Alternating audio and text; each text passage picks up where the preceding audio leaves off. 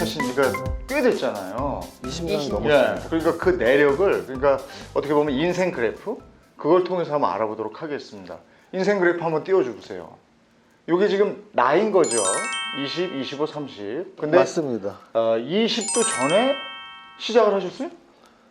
저거는 아마도 제가 어떤 표현을 썼냐면 우리가 보통 착각하고 있는 게 주식 투자 계좌를 텄을 때부터 투자가 시작된다라고 생각을 하시는 분들도 많이 있겠지만 그렇지 저는 않나요? 그렇게 생각하지 않거든요. 네. 계좌를 트기 전에 투자 준비를 일찍 시작할수록 투자 성공률은 높아지고요. 네. 그 투자 준비라는 것은 결국은 내가 부자가 되고 싶다는 꿈을 갖고 또 주식으로 돈을 벌고 싶다는 목표를 세우는 게 저는 출발점이라고 보는데 네.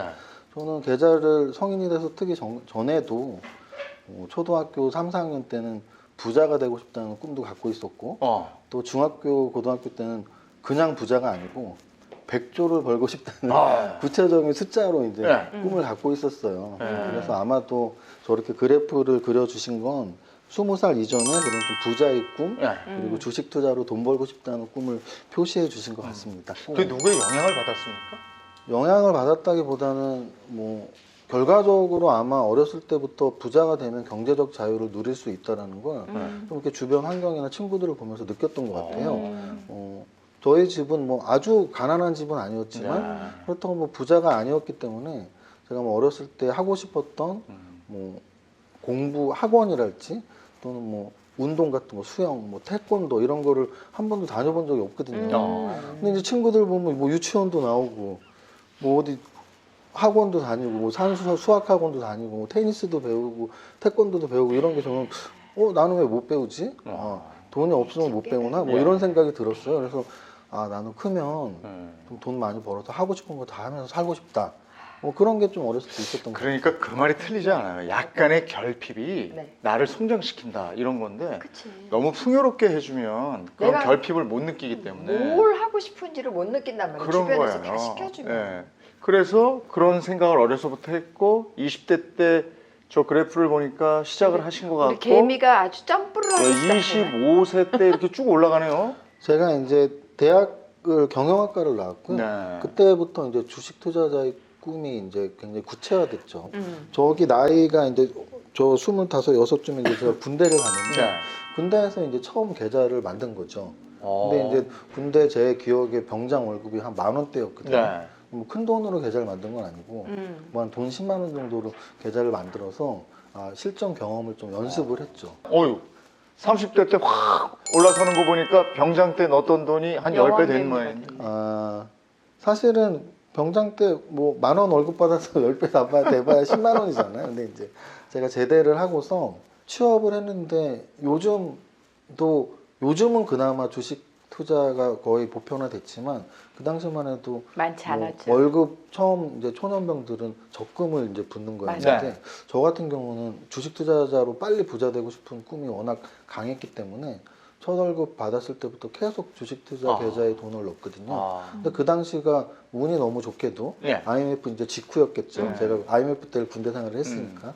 근데 IMF 직후에 시장은 매일 올라가고 네. 한 번 상한가가 친 종목들이 막 5번 연속 상한가, 10번 연속 상한가 잘만 잡으면 막 일주일에도 2배가 나고 네. 제가 꿈에도 그리던 네. 그 제 돈의 2배가 막 되는 거예요. 근데 월급을 계속 넣고 2배가 또 2배가 되고 2배가 되고 이 복리 효과는 말로 설명 못 하거든요. 정말 10번만 맞추면 네. 1000배가 되거든요. 그러니까 이제 그때 들어간 주식이 우리가 익히 알고 있는 기업의 주식이었습니까? 아니면은 어디서 호재를 분석해서 들어갔습니까? 어찌 보면 코스닥이 막 시작했을 때예요. 그래서 정부 정책이 벤처를 맞아요. 계속 지원하는 정책이었고 김대중 정권 때. 네, 맞습니다. 네. 그래서 그 당시 아직도 기억나는 게 이제 지금의 저처럼 좀 성공한 주식 투자자들은 네. 코스닥을 굉장히 무시했어요. 네. 야, 그거 시장도 아니야. 아. 완전 도박판이야. 근데 이제 저는 그때 20대 후반이었고 돈도 뭐 몇백만 원밖에 없는데 네. 코스닥은 매일 상한가 치는데 네.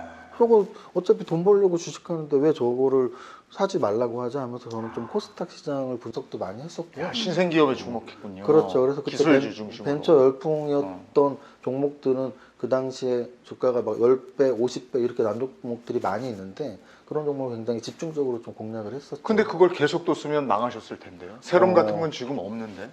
맞습니다. 그래서 네. 제가 이런 인터뷰나 강연회 할 때 제일 중요하게 말하는 게 네. 공부를 열심히 해야 된다라고 말을 하는 이유가 뭐냐면 IMF 때 사실은 그 직후에 돈을 많이 번 주식 투자자가 왜 없겠어요? 저 말고도 많이 네. 있었겠죠. 저도 그 당시에 진짜 100억 가깝게 벌었으니까. 근데 저 말고도 그 당시에 1억으로 100억, 100배 내신 네. 분도 꽤 많이 있을 거예요. 네. 그런데 그분들이 과연 지켰나 했을 때 못 지킨 분들이 훨씬 많거든요. 그 이유는 뭐냐면 강세장의 경험을 계속 갖고 있는 분들은 약세장을 버티지를 못해요. 왜냐하면 지금 딱 그런 느낌을 받으실 분들이 작년 3월 이후에 시장에 들어오신 분들이에요. 작년 3월에 이제 코로나 바닥 예. 저점에서 계속 4월부터 계속 올랐죠. 지금까지 거의 9개월, 10개월 예. 오르고 있거든요. 그럼 그때 돈을 투자한 분들은 굉장히 지금 착각을 하고 계실 수도 있어요. 내가 주식의 귀재구나, 영재구나. 이렇게 쉬운 거구나. 네. 뭐 좀만 하면 내 연봉을 벌고 있네. 네. 근데 이제 그거는 개인의 역량이라기보단 상승장의 수혜를 받은 거죠. 네네. 근데 저는 저 당시 IMF 직후 당시에 그런 걸 다 알고 있었죠. 왜냐하면 저는 대학교 때부터 주식 투자 준비를 계좌도 없을 때부터 했으니까. 그리고 군대 때도 10만 원으로 그냥 실전 투자 연습을 했으니까 네. 상승장에서는 큰 수익이 나지만 하락장에서는 큰 손해가 난다는 걸 알고 있었고 네. 그래서 큰 돈을 벌면서도 계속 주시를 했죠. 아, 장이 빠지면 안 되는데 빠지면 어떻게 해야 되지? 네. 어떻게 위험 관리를 하지? 그런 준비가 되어 있었기 때문에 네. 좀 물론 최고점의 벌었던 돈에서 약간의 손해를 네. 봤지만 그래도 뭐 번 거 다 잃지 않았냐라는 건 아닌 상황으로 지켜낼 수 있었죠. 그리고 나서 30대 이때 탑을 찍었다가 40대 때 내려왔네요. 아, 저거는 이제 뭐 저렇게 완만하게 내려온 건 아니고요. 네. 이제 금융위기 때 내려왔다는 아, 표시예요. 네. 뭐 30부터 40대 10년 동안 내려온 인생을 네. 산 건 아닌데 이제 그 아, 제가 40 정도가 이제 금융위기 정도잖아요. 그래서 2008년, 2009년 그 당시에 리먼 사태 때. 네, 2007년이 고점이었고요. 네. 그 고점이 2,000포인트가 넘었어요. 거래소 지수가. 근데 이제 2008년 저점은 892포인트였거든요. 그러면 지수가 반토막이 났어요. 지수가 반토막이 나면 사실은 웬만한 투자자들의 계좌는 반토막 또는 그 이상이 나죠. 네. 왜냐하면 이게 이런 시장의 흐름을 전혀 무시할 수 없는 게 시장이 좋으면 아까도 말씀드렸지만 시장이 좋을 땐 대부분이 수익이 나요. 근데 시장 상승보다 플러스 알파 더 내는 사람이 잘하는 거고 또는 시장이 빠질 땐 대부분 손실이 나요. 네. 다만 그 손실을 어느 정도 좀 더 줄일 수 있냐. 근데 이제 저 같은 경우는 저 당시에 지수가 반토막이 났으니까 당연히 저도 손실이 났죠. 네. 근데 이제 제 자산의 뭐 한 30-40% 정도는 손해 났던 것 같아요, 기억에. 그래도 다른 사람에 비교해서는 덜 났는데요. 아까 말씀드렸지만 최대한 방어적으로 리스크 이제 관리를 하시고 리스크 관리를 할 수밖에 없는 거죠. 그게 살아남는 게 가장 중요하니까요. 네. 네. 그러면 그때도 견디신 거예요? 그렇죠. 네. 왜냐하면은 저 같은 경우는 어렸을 때부터의 꿈이 부자였고 주식 투자로 성공을 한 인생을 살아왔기 때문에 그런 거 있잖아요. 자기가 가장 잘하는 거를 계속 해야 되는 거. 네. 저 같은 경우는 어차피 주식시장의 흐름상 하락장이 있는 것도 알고 있고 그래서 약간 힘들고 고통스러웠지만 또 하락장이 끝나면 다시 상승장이 온다는 거 알고 있으니까 버텼죠. 근데 1000포인트 깨질 때는 굉장히 힘들었는데 그래도 890 바닥 찍고 이제 반등을 해서 회복을 할 수 있었어요. 그럼 글로벌 그래프 보니까 글로벌 위기 때 견디시고 그때 좀 더 샀네. 떨어지니까. 그래서 쫙 다시 올라가네요. 네, 그래서 금융위기 뭐 직후에 이제 뭐 2009년, 10년, 11년에 어느 정도 회복이 됐고 그래서 결국 주식시장은 그런 것 같아요. 내가 아무리 잘나도 하락장에 직면하면은 굉장히 나약한 사람이 되는 거고 아무리 또 못났다고 평소에 막 자학해도 상승장에서는 정말 수익이 또 날 수 있는 기회가 있고 그래서 요번도 마찬가지죠. 이제 작년 3월 그래서 2008년 1월 이후에 좀 시장이 많이 조정을 받았는데 네. 특히 작년 3월, 2, 3월에 많이 힘들었죠. 네. 왜냐하면 지수가 또 30%가 또 빠졌으니까 역시 제 계좌도 분명히 손해가 났겠죠.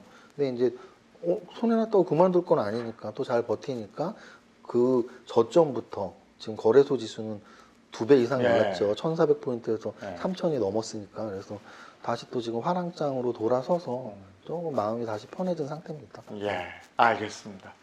자, 탐나는 박스를 가지고 나오셨습니다. 탐나는 상자가 그 밑에 있는데. 제가 꺼낼까요? 예. 네. 오늘 탐나는 상자는 사실은 굉장히 빨간 책이에요. 약간 빨간 책, 부적 같은? 빨간 넥타이를 하고 오시고 우리가 중학교 때 빨간 책. 사실은 주식 투자를 이제 막 시작하신 분들은 빨간색을 보고 흥분을 안 하시. 이상한 얘기 하는 거지 지금.